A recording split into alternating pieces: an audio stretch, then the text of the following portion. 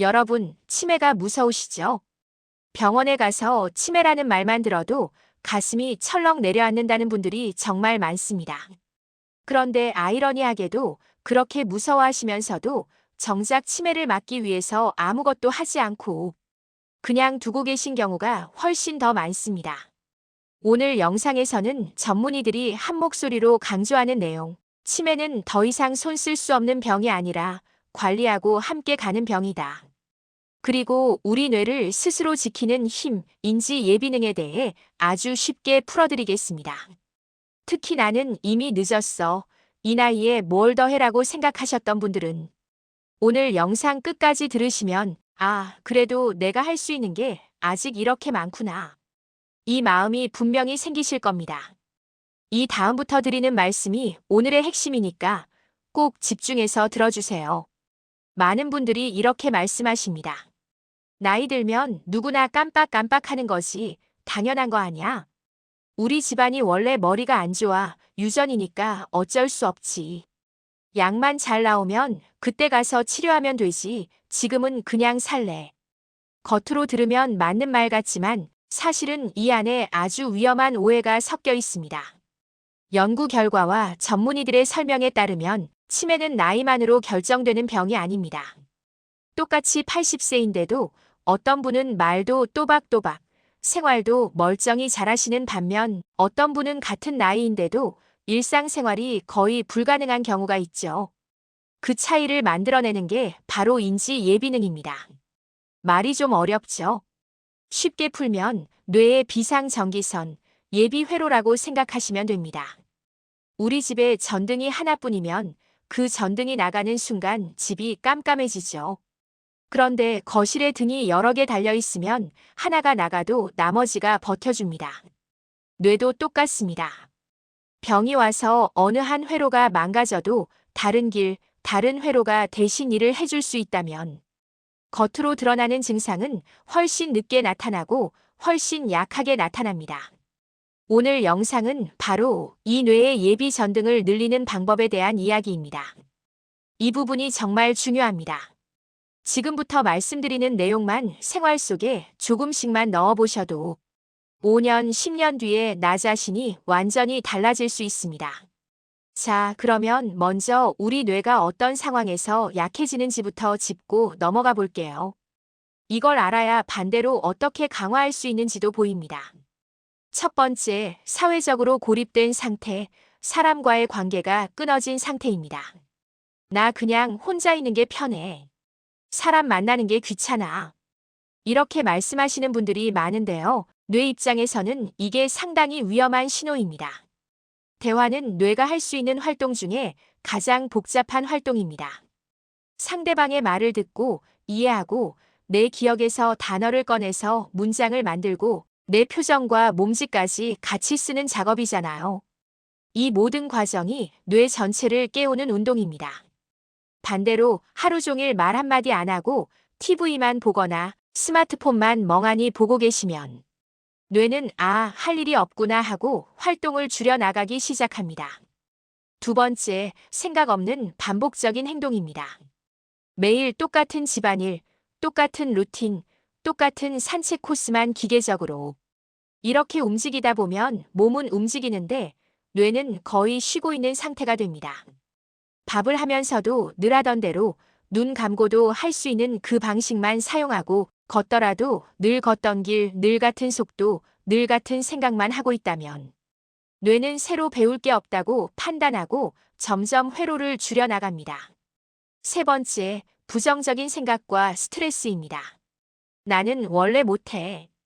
이 나이에 뭘 배우겠어. 저 사람은 왜 저 모양이야. 이런 생각을 반복하면 나도 모르게 온몸이 긴장하고 뇌는 스트레스 상태에 들어갑니다. 연구에 따르면 이런 스트레스 호르몬은 기억을 담당하는 뇌 부위를 약하게 만드는 것으로 알려져 있습니다. 여기까지 듣고 혹시 내 모습이 조금이라도 겹쳐 보이신다면 지금부터가 더 중요합니다. 이 다음에는 뇌가 좋아하는 행동과 뇌를 망가뜨리는 행동을 구분하는 기준을 알려드릴 거예요. 이 기준만 기억하셔도 오늘 영상 보신 보람이 충분히 있습니다. 자, 이제 실제 사례를 3가지 정도 들어볼까요? 이런 적 혹시 있으셨나요? 하고 스스로를 한번 떠올려 보시면 좋겠습니다. 첫 번째 사례입니다. 매일 아침 일어나서 TV를 켜고 뉴스 보고 드라마 보고 예능 보고 하루에 TV 앞에서만 서너 시간을 보내는 A 어르신이 계셨습니다. 나는 머리 쓸 일이 없으니까 TV라도 보면서 세상 돌아가는 거 알아야지. 이렇게 생각하셨죠. 겉으로는 나쁘지 않은 습관처럼 보입니다. 하지만 이 경우 뇌는 대부분 일방적으로 자극만 받고 반응을 거의 하지 않는 상태가 됩니다. 말을 하지도 않고 질문도 하지 않고 기억하려고 애쓰지도 않고 그냥 화면만 보고 있으면 뇌는 점점 수동 모드로 들어갑니다. 몇 년 뒤 이 어르신은 방금 들은 이야기가 생각이 안 나네. 약을 먹었는지도 헷갈리네. 이런 말씀을 자주 하시기 시작했습니다. 두 번째 사례입니다. B 어르신은 원래 성격이 너무 활달해서 젊었을 때는 모임도 많이 나가고 친구도 많고 직장 생활도 바쁘게 하셨던 분입니다.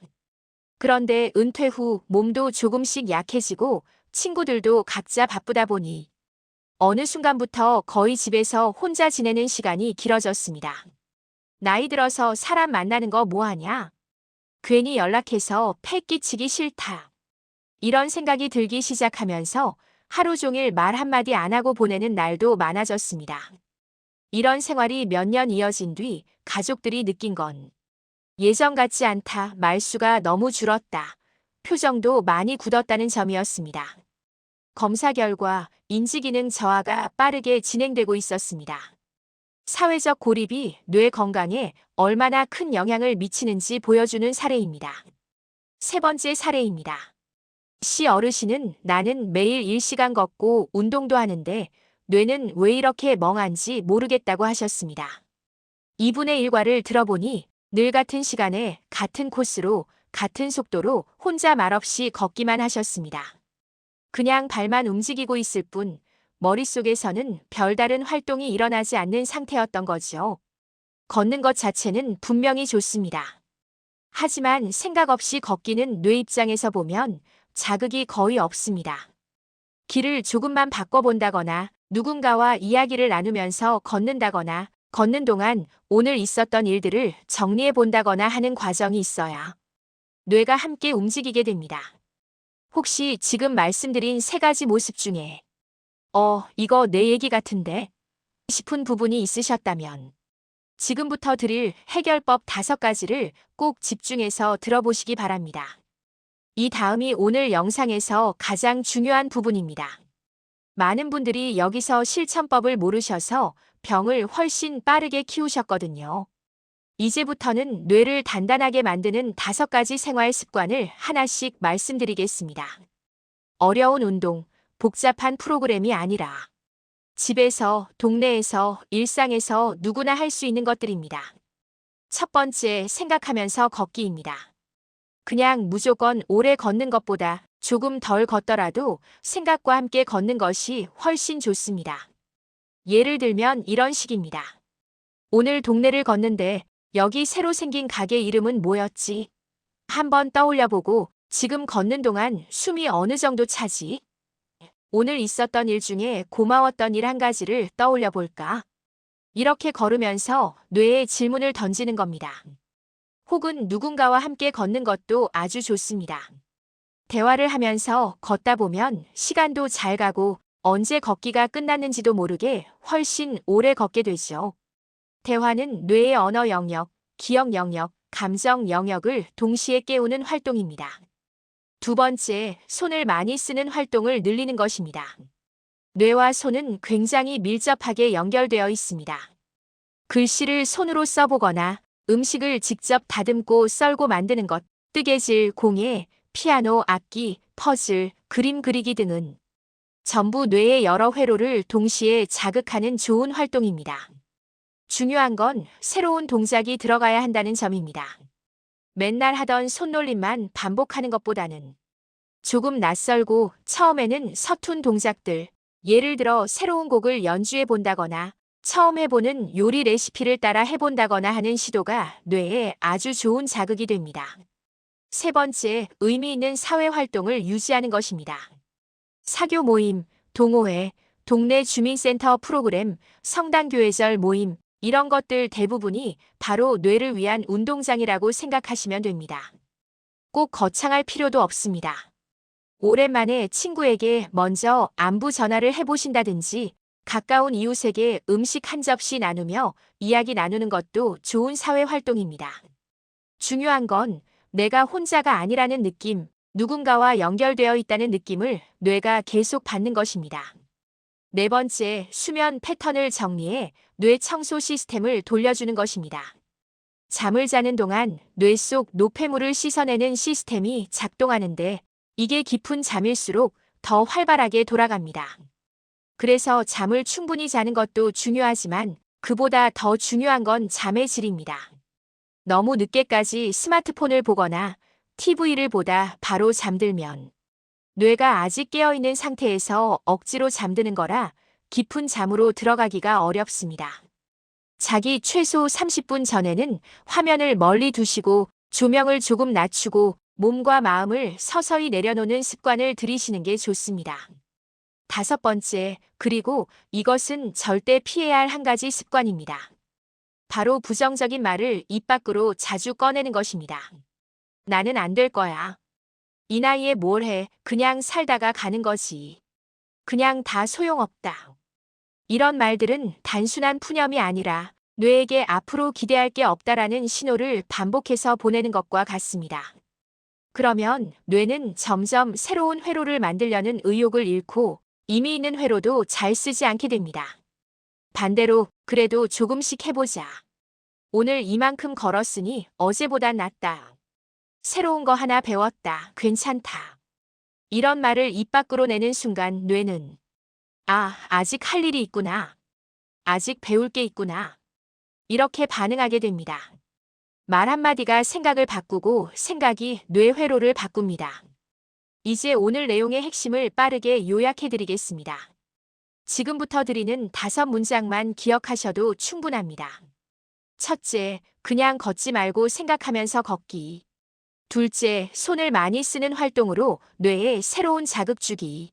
셋째, 혼자 있지 말고 누군가와 이야기하고 연결되기. 넷째, 깊은 잠 1시간이라도 꼭 채울 수 있도록 수면 환경 챙기기. 다섯째, 나는 못해라는 말 대신 그래도 해보자라는 말로 마무리하기. 여러분, 뇌는 큰 변화보다 작은 변화를 꾸준히 반복하는 것을 더 좋아합니다. 오늘 말씀드린 것 중에서 단 한 가지만 골라서 오늘부터 이거 하나는 해보겠다라고 마음먹으시면 그 순간부터 이미 인지 예비능을 높이는 첫걸음을 떼신 겁니다. 이제 마무리를 해볼까요? 치매는 분명히 두려운 병입니다. 가족이, 내가, 주변 사람이 겪게 되면 삶 전체가 흔들릴 만큼 큰 영향을 주는 병이죠. 그런데 분명한 사실은 치매가 완전히 손을 놔버려야 하는 아무것도 할 수 없는 병은 아니라는 것. 생활 습관, 운동, 수면, 사회활동, 마음가짐을 어떻게 관리하느냐에 따라 발병 시기를 늦추고 증상을 완화하고 나와 가족의 삶의 질을 충분히 지킬 수 있습니다. 오늘 드린 말씀을 한 줄로 정리하면 이렇습니다. 뇌는 나이가 들어도 쓰면 쓰는 만큼 계속 강해질 수 있다. 여러분의 60대, 70대, 그리고 그 이후의 시간들이 단지 버티는 시간이 아니라 더 배우고, 더 나누고, 더 행복해지는 시간이 되셨으면 좋겠습니다. 앞으로도 여러분이 이거 정말 들어서 다행이다라고 느끼실 수 있는 내용들, 여러분의 뇌와 몸을 함께 지킬 수 있는 이야기들을 천천히 그러나 꾸준히 나눠드리고 싶습니다. 여러분 한 분 한 분의 건강한 노후를 진심으로 응원하겠습니다. 오늘도 끝까지 함께 해주셔서 고맙습니다. 우리 다음 시간에도 뇌를 위해, 나를 위해 또 한 걸음 함께 걸어가 보겠습니다.